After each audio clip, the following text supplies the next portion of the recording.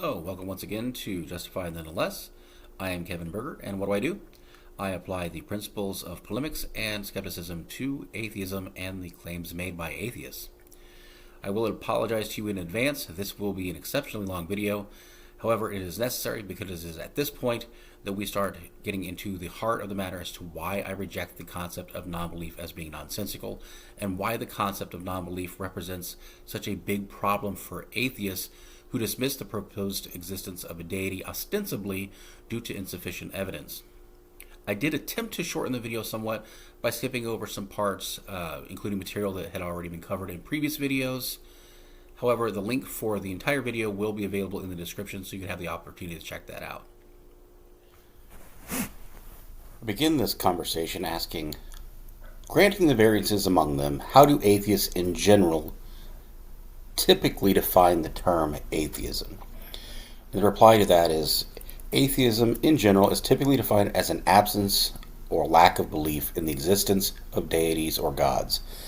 It is important to note that while this is the most common definition, there can be some variance in how individuals identify as atheists and how they interpret the term.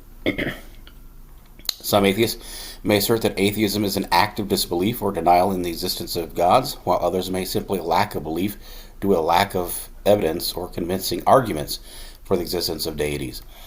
Additionally, some atheists may be open to the possibility of a deity's existence if compelling evidence were presented, while others may hold a more strict position of certainty in their atheism. It's also worth mentioning that atheism is a broad category, and within it there can be various philosophical and cultural perspectives. For example, some atheists may be secular humanists who emphasize reason, ethics, and well-being of humanity without relying on religious beliefs. Others might approach life from a more agnostic standpoint, acknowledging that they don't know for certain whether gods exist, but live without a belief in them. Ultimately, atheism is a diverse term that encompasses a wide range of perspectives, and individuals may have their own nuanced definitions and understanding of it. This diversity can lead to different interpretations and emphasis within the atheist community. I then ask, do you agree that by defining atheism as an absence of belief as opposed to belief to the contrary, those who do use this definition are making the implicit claim that such a distinction exists in reality?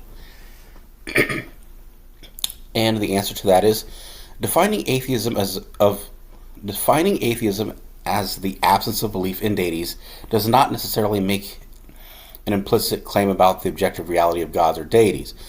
It's more of a semantic distinction about how one characterizes their own position. By saying that atheism is an absence of belief, proponents are essentially stating that they do not actively hold a belief in gods due to the lack of convincing evidence or arguments. This definition doesn't necessarily assert a claim about the objective existence or non-existence of deities. That said, it's important to recognize that the definition of atheism can vary among individuals and groups, and different people may emphasize different aspects of their atheistic stance. Some may indeed assert a positive disbelief in gods, while others may hold a more agnostic position, acknowledging that they don't know for certain. In philosophical discourse, the distinction between lacking belief and actively believing in the non-existence of gods is indeed relevant and can have implications for how one approaches the discussion about religion and atheism. However, it's crucial to remember that these distinctions are largely semantic and don't necessarily make claims about the objective reality of the existence of deities. They pertain more to how individuals choose to describe their own positions. Interestingly, this is the same kind of,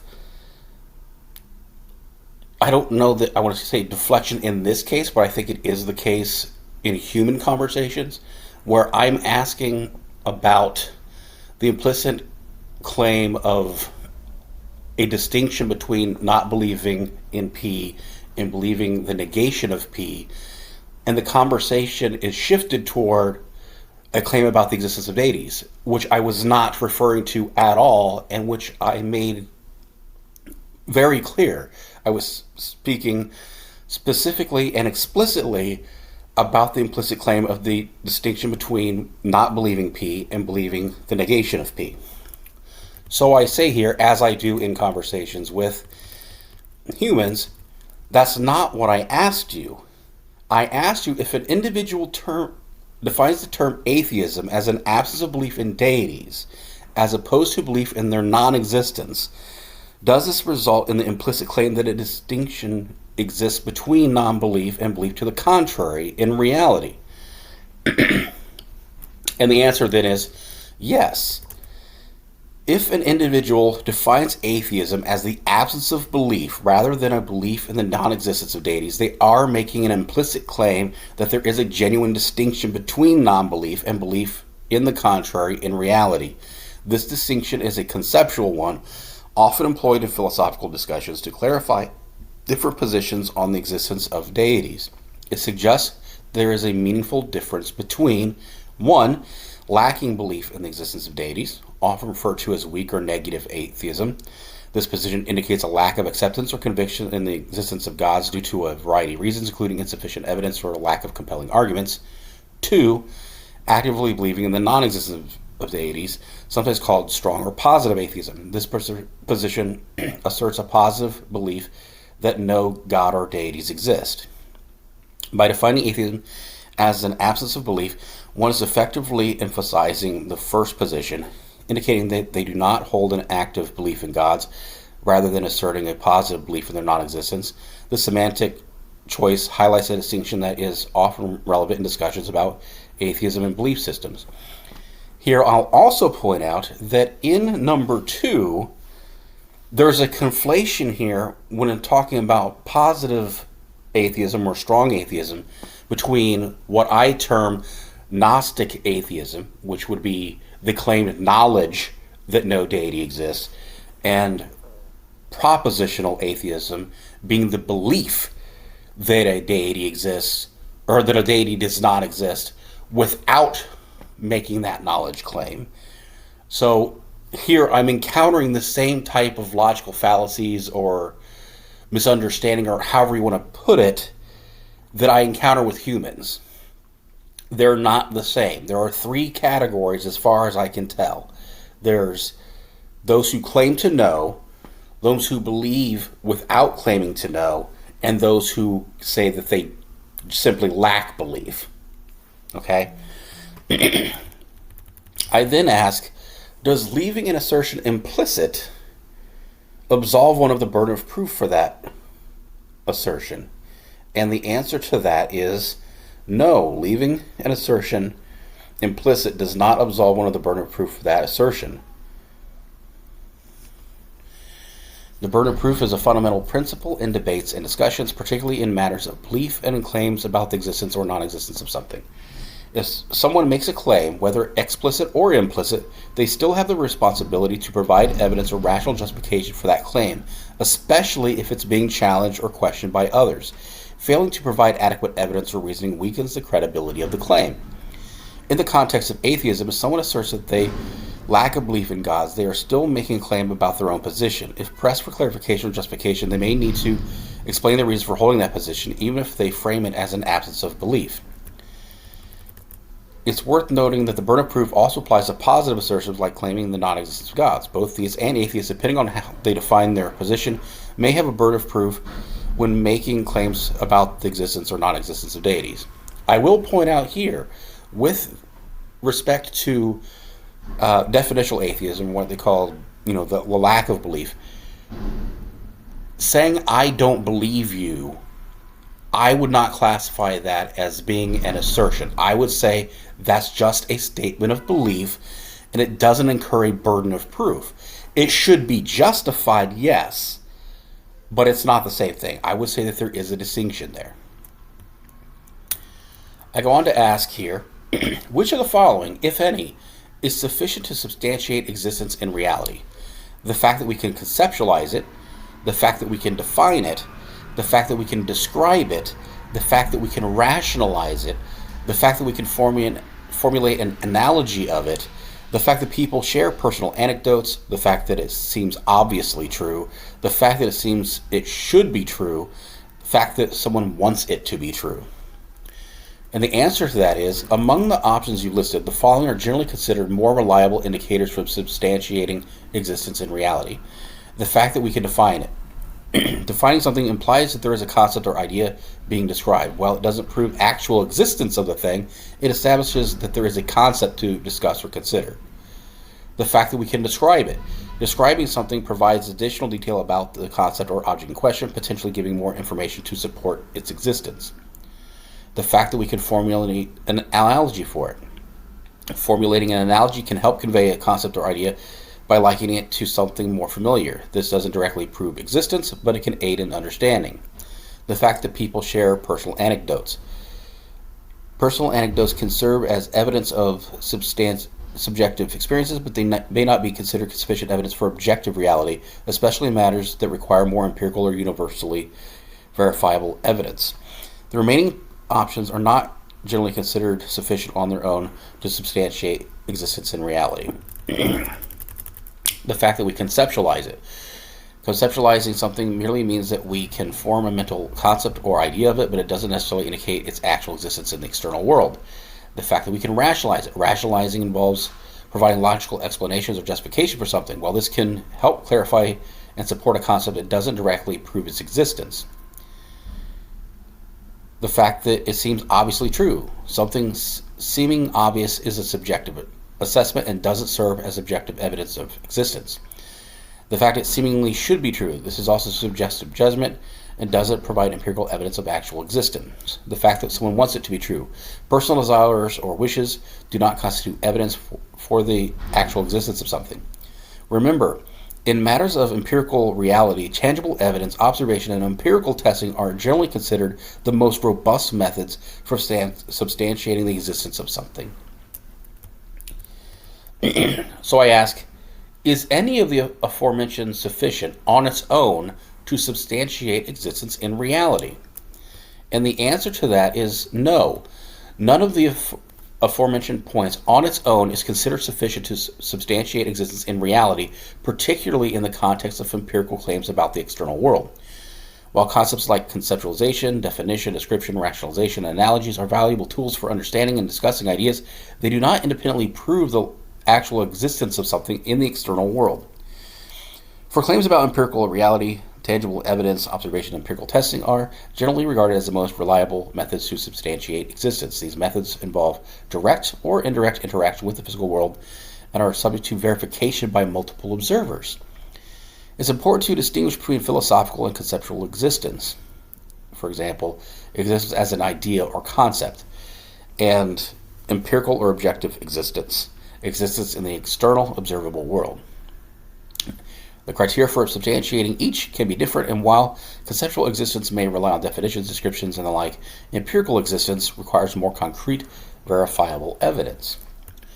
So then I ask, is any combination of them sufficient to substantiate existence in reality, or is the only surefire way to know that something exists is through empirical evidence, testing, and research? And the response to that is, in the realm of empirical reality, the surest way to establish the existence of something is through empirical evidence, testing, and research.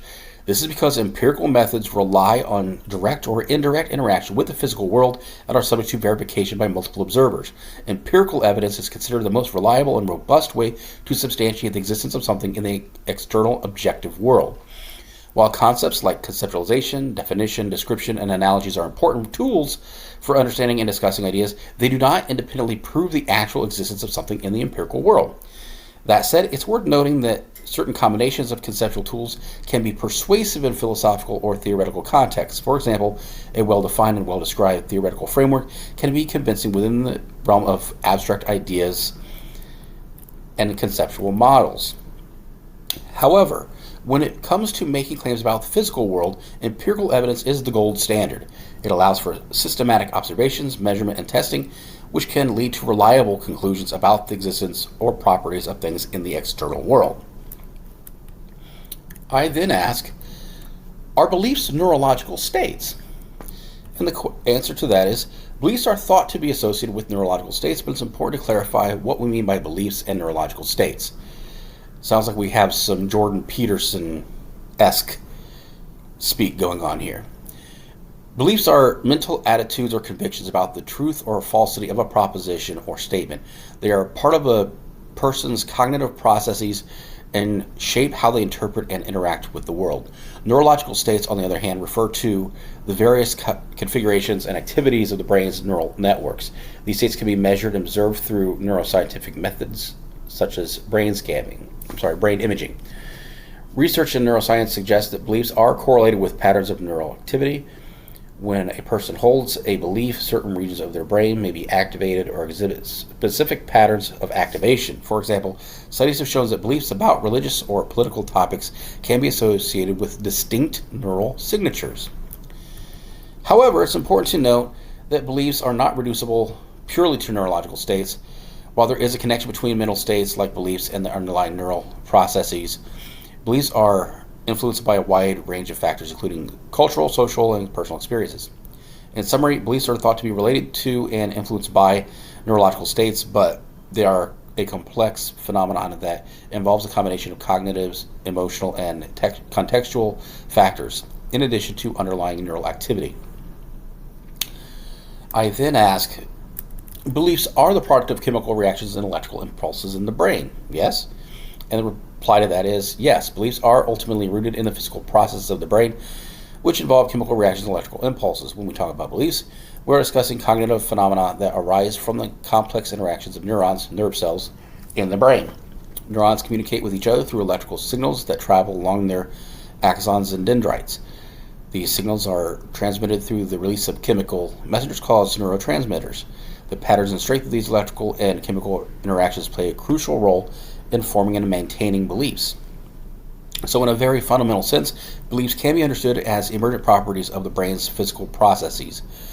These arise from the complex interplay of neurons, neurotransmitters, and other biological components. However, it is essential to remember that understanding the physical basis of belief doesn't diminish their significance or impact they have on our thoughts, behaviors, and experiences. This simply provides a scientific framework for exploring and explaining the origins of beliefs. So I say, and hypothetically, as the product of chemical reactions and electrical impulses, beliefs are empirically testable, though do we not have presently the technology to positively identify them and are otherwise limited? Yes? And the answer to that is yes. In theory, beliefs as products of chemical reactions and electrical impulses are potentially empirically testable. The challenge lies in the complexity and intricacy of the brain, which makes it extremely difficult to directly observe or measure individual beliefs at the neural level using current technology. While we can use advanced imaging techniques like fMRI, functional magnetic resonance imaging, and EEG, electroencephalology, to monitor brain activity, these methods provide broad-scale information about the brain regions and activity patterns. They do not yet allow for specific identification of individual beliefs. Additionally, beliefs are subjective and can be influenced by a wide range of factors, including personal experience, cultural background, and social context. This makes it even more challenging to isolate and study beliefs in a controlled experimental setting. While progress is being made in neuroscience and cognitive science, and technology is advancing, we are currently limited in our ability to directly and definitively identify and measure beliefs at the level of individual neurons and synapses. The study of beliefs remains a complex and evolving area of scientific inquiry. So I then ask, given that beliefs are neurological, because atheism is defined as an absence of belief in the existence of any deity, does this imply that there is a state that corresponds with belief in the existence of at least one deity, a state that corresponds with belief in the non-existence of any deity, and a third state that is neither of these, which would be an absence of belief in either proposition? The answer to that, and pay attention here, yes, your reasoning is sound. If we consider beliefs as neurological states, then we can identify three distinct states related to the belief or lack thereof in the existence of deities. 1. Belief in the existence of at least one deity. This state corresponds to a neurological configuration associated with actively holding a belief in the existence of at least one deity. This would be in the state of a theist. 2. Belief in the non-existence of any deity. This state corresponds with neurological configuration associated with actively holding a belief in the non-existence of any deity. This would be the state of a strong or positive atheist. 3. Absence of belief in either proposition. This state corresponds to the neurological configuration associated with not actively holding a belief in either the existence or non-existence of deities. This would be the state of a weak or negative atheist according to the definition you provided. It's important to note that these states refer specifically to beliefs about the existence of deities or not exhaustive all possible beliefs an individual may hold. Additionally, individuals' beliefs may be dynamic and may change over time due to various factors, including experiences, evidence, and philosophical reflection. And now we get to the meat of the situation. Is there any empirical evidence to substantiate the existence of this state of non-belief in either proposition? The answer here, the state of non-belief in either proposition, as defined in the context of atheism, lacking belief in the existence of deities, is not something that can be directly observed or measured through empirical means. This is because it represents an absence or lack of belief rather than a positive cognitive state. Empirical methods typically involve the measurement on observation of tangible, measurable phenomena. In the case of beliefs, empirical research can study brain activity patterns associated with belief formation and changes in belief over time. However, it is challenging to directly measure the absence of a specific belief because it doesn't have a tangible, measurable presence in the same way a positive belief might. That said, researchers in fields like psychology and neuroscience may indirectly study the cognitive processes and brain activity associated with belief formation, including instances where individuals shift from a state of non-belief to belief or vice versa. These changes may shed light on how beliefs are formed, modified, or maintained. While the absence of belief itself may not be directly empirically measurable, it is a concept that can be explored through philosophical, psychological, and cognitive science perspectives. Keep in mind that the discussion of belief and non-belief often involves a mix of empirical, philosophical, and experiential considerations.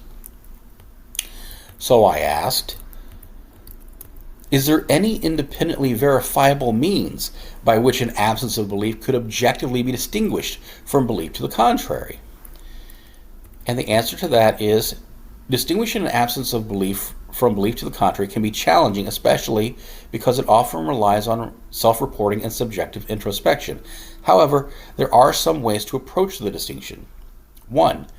Explicit statements. Individual may explicitly state their position. Someone who lacks belief in the existence of deities may say they do not hold such belief, while someone actively believes in the non-existence of deities may state that explicitly. 2.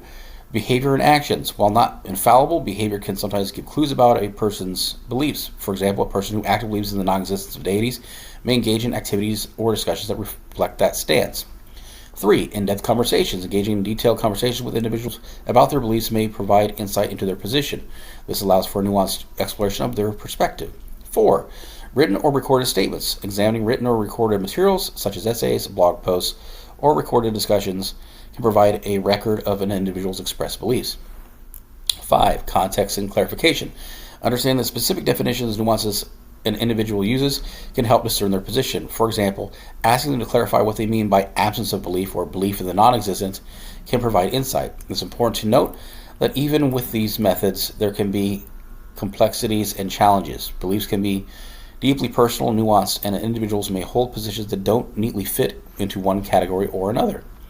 Additionally, people's beliefs may evolve or change over time, further complicating efforts to categorize them definitively. Ultimately, discerning beliefs is a multifaceted process that requires open and respectful communication, a willingness to listen and understand, and an acknowledgement of the complexity of individual perspectives. This is the kind of reaction that I typically get from people, so I have to kind of address this the same way that I would with people. Does belief inform action? And the answer to that is yes. Belief can inform action and influence a person's actions. Beliefs are cognitive constructs that shape our understanding of the world and guide our decision-making processes. When we hold a belief, it often leads to certain expectations and attitudes, which can in turn impact our behavior in various ways. Here are a few examples to illustrate how beliefs can inform action. 1. Motivation and goal setting. Strong beliefs can provide motivation and direction for pursuing specific goals. For example, a belief in the importance of education may motivate someone to work hard in school. 2. Decision making. Beliefs influence how we evaluate options and make decisions. For instance, if someone believes in the value of healthy eating, they are more likely to choose nutritious foods over less healthy options. 3. Behavioral consistency. People who act in certain ways that align with their beliefs to maintain internal coherence. For example, if someone is strong believing the principles of environmental conservation, they are likely to engage in eco-friendly practices. 4. Conflict resolution.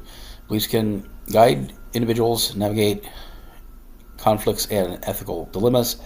For instance, a person with a strong belief in nonviolence may seek peaceful resolutions to disputes. Social and political engagement. Believing about social issues, ethics, and politics can lead individuals to participate in advocacy, activism, or voting based on their convictions. Emotional response.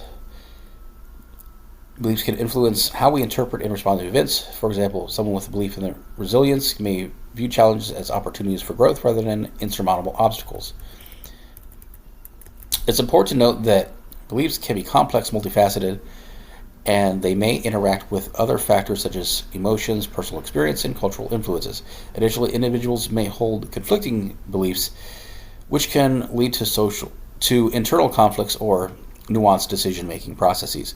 In summary, beliefs play a significant role in shaping our behavior, and they are an important aspect of understanding human cognition and action. So I ask, does an absence of belief provide any impetus for action? And the answer to that is, an absence of belief by itself does not inherently provide a direct impetus for action. Unlike a positive belief, which can motivate specific behaviors aligned with that belief, an absence of belief means not holding a particular conviction about a given proposition. However, this doesn't mean that with an absence of belief is necessarily passive or inert. Other factors such as personal values, external circumstances, or the influence of surrounding beliefs can still motivate actions. For example, openness to exploration. A person with a strong belief in a particular proposition may be more open to considering different perspectives, exploring alternative ideas. Skepticism and inquiry. A lack of belief can lead to a mindset of skepticism, which can prompt critical thinking, questioning, and desire for evidence before accepting a particular claim. Neutrality or agnosticism. A person who lacks strong belief in a particular position may adopt a more neutral or agnostic stance, which may be a valuable position in discussions or decision-making.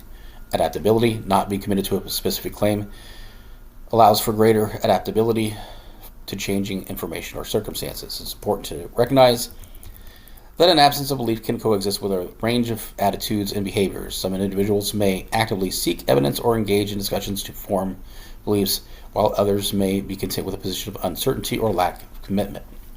Ultimately, while an absence of belief may not provide a direct impetus for action on its own, it can shape one's approach to information inquiry and decision-making in various contexts. Other factors, including personal values, experiences, and external influence, will also play a significant role in motivating actions. So then I challenge that idea and I say, does it logically follow that any explicit statements, behaviors, and actions, in-depth conversations, written or recorded statements, etc., attributed to an absence of belief could just as easily be attributed to belief to the contrary? And the answer here is, in some cases, yes. It is possible that actions, statements, and behaviors attributed to an absence of belief could also be attributed to a belief to the contrary, depending on the specific context and nuances of the individual's position. For example, if someone explicitly states they do not hold a belief in the existence of deities, this could be interpreted as either an absence of belief, agnostic or weak atheism, or as a positive belief in the non-existence of deities, strong atheism, depending on how one interprets that statement. Similarly, behaviors and actions can be ambiguous and subject to different interpretations. For instance, someone advocating for secular policies may be doing so from a position of lack of belief in deities or from a positive belief in the non-existence of deities. In-depth conversations, written or recorded statements, and other forms of communication can also be open to interpretation. It may be challenging to definitively determine whether the person expressing the absence of belief or belief to the contrary without clear and explicit language. This ambiguity highlights the importance of clear communication and understanding when discussing beliefs and non-belief. It is essential to be sensitive to the nuances of the individual's position and to seek clarification if needed. Additionally, it's important to recognize that individuals may have complex and evolving perspectives, and their beliefs may not fit into one category or another. And I ask, is it also true that statements made are not independently verifiable, since literally anyone can make any statement, whether it's true or not? And the answer to that is yes, you're correct. Statements made by individuals are not automatically independently verifiable. The fact that someone makes a statement does not guarantee its truthfulness or accuracy. Anyone can indeed make any statement, whether it's true or not, and somewhere or somewhere in between. Verification typically involves some sort of external evidence, corroboration, or objective assessment. This can include empirical evidence, documentation, eyewitness accounts, or reliable sources of information. In many cases, the credibility of a statement depends on the reliability and truthworthiness of the source, as well as the availability of supporting evidence. In discussion of beliefs, it's important to consider the distinction between subjective beliefs, which are personal convictions or interpretations, and objective claims, which are statements about facts that can be empirically assessed. While beliefs can be deeply meaningful to individuals, they may not always be subject to the same standards of verifiability as objective claims. When evaluating statements, especially in matters of empirical reality, it's valuable to seek out reliable sources, critically assess the available evidence, and be open to revising one's beliefs on new information. Additionally, skepticism and critical thinking are valuable tools for discerning validity of statements. And I ask, is it also true that self-reporting can be unreliable? And the answer to that is yes, self-reporting can indeed be unreliable. While it is a valuable method for gathering information about individuals' subjective experiences, thoughts, and beliefs, it is not without its limitations. There are several factors that can influence the accuracy and of reliability of self-reported information. This has been covered previously in another video, so I'm going to skip forward. And I ask about an appeal to personal anecdotes. That also was covered in a previous video, so I'll skip forward again. And now we're kind of getting to the crux of the matter. And I ask, based upon this, I will ask again, is there any independently verifiable means by which an absence of belief could objectively be distinguished from belief to the contrary? And the response here is, you bring up an important point. Distinguishing an absence of belief from belief in the contrary can indeed be challenging, especially when relying solely on self-reported statements or personal anecdotes. In such cases, it may be difficult to objectively, independently verify an individual's position. In practice, discerning between these states often involves careful consideration of an individual's explicit statements, behaviors, and other contextual factors. However, without additional external evidence or corroborating sources, it may be challenging to definitively distinguish between these two positions. This is why, in many philosophical and empirical discussions, the focus often shifts to the burden of proof and the necessity of providing evidence to support a particular belief or position. In the absence of compelling evidence, individuals may default to a position or agnosticism or an absence of belief. This is particularly common in discussions about the existence or non-existence of deity. Ultimately, while distinguishing between absence of belief and belief to the contrary is an important consideration, it may not always be possible to do so conclusively, especially without additional empirical or objective evidence. So I ask, is it true that a distinction that does not manifest in reality is indistinguishable from a distinction that does not exist? And the answer to that is yes. In a practical sense, a distinction that does not manifest in reality is often indistinguishable from a distinction that does not exist. In other words, if a supposed distinction has no observable or measurable effects or consequences in the real world, it may be functionally equivalent to there being no distinction at all. The principle is rooted in the idea that meaningful distinction should have some practical or empirical implications. If a distinction has no discernible impact on our experiences, behaviors, or observations, it may be difficult or impossible to identify or appreciate in any meaningful way. It's worth noting that in some theoretical or abstract concepts, distinctions may exist conceptually or philosophically without immediate or tangible real-world implications. However, for practical purposes in the empirical discussions, distinctions that do not manifest in reality can often be treated as if they do not exist. I then ask, and this I believe was covered previously, is the null hypothesis to proceed as though something does not exist unless there is sufficient reason to or empirical evidence to substantiate its existence? And the answer to that, yes, that's a correct characterization of the null hypothesis in scientific inquiry. The null hypothesis is a fundamental concept used to guide the process of hypothesis testing. It suggests that there is no significant effect, relationship, or difference between variables under consideration unless there is sufficient evidence to suggest otherwise. In the context of your statement, the null hypothesis ideas with the idea of proceeding as though something does not exist or there is no effect unless there is enough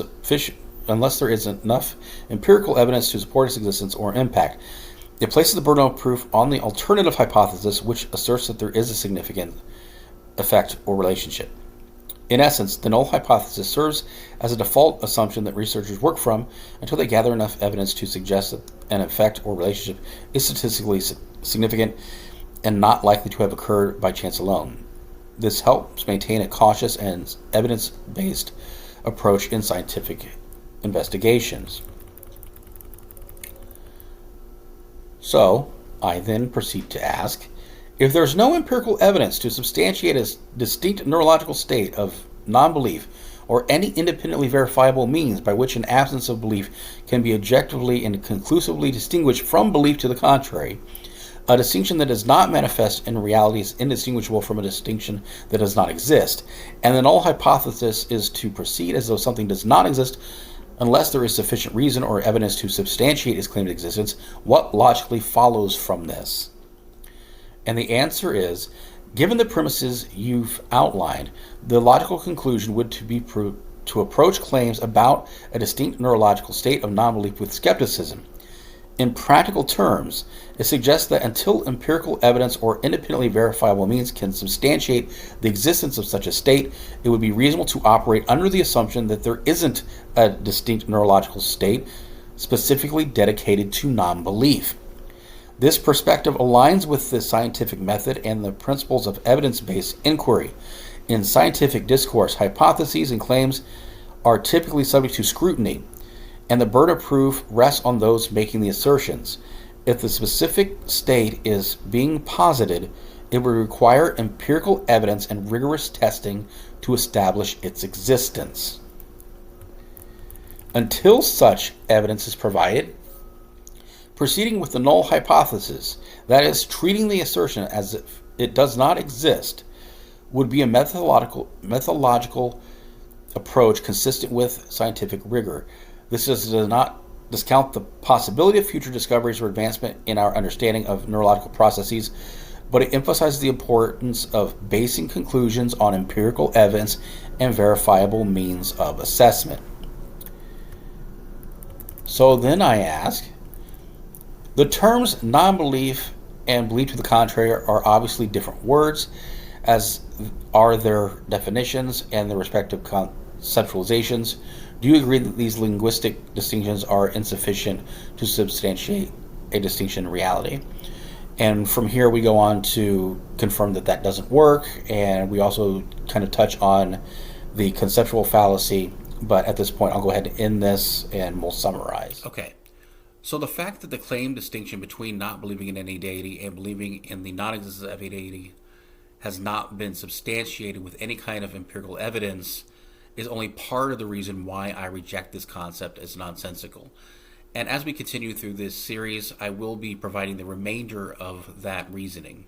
However, the key takeaway here is that atheists fairly consistently identify a lack of sufficient evidence as the reason for why they are atheists. However, they willingly embrace the claimed distinction between not believing in any deity and believing that no deity exists, and with enthusiasm, no less, despite the fact that there's no empirical evidence for that either. This is problematic because it exposes the acceptance as a special pleading fallacy that it is. This, coupled with the logical impossibility that knowing that a belief is absent, even if the distinction does exist in reality, only exacerbates the irrationality of the position. As an aside, I did find it interesting and slightly humorous how even the AI at times engages in red herring argumentation. For example, when it was referring to an implicit claim about the non-existence of any deity, when I had specifically and explicitly stated that I was talking about the implicit claim regarding the distinction between non-belief and belief to the contrary. Until next time, remember, even if your beliefs aren't necessarily true, they should be justified nonetheless.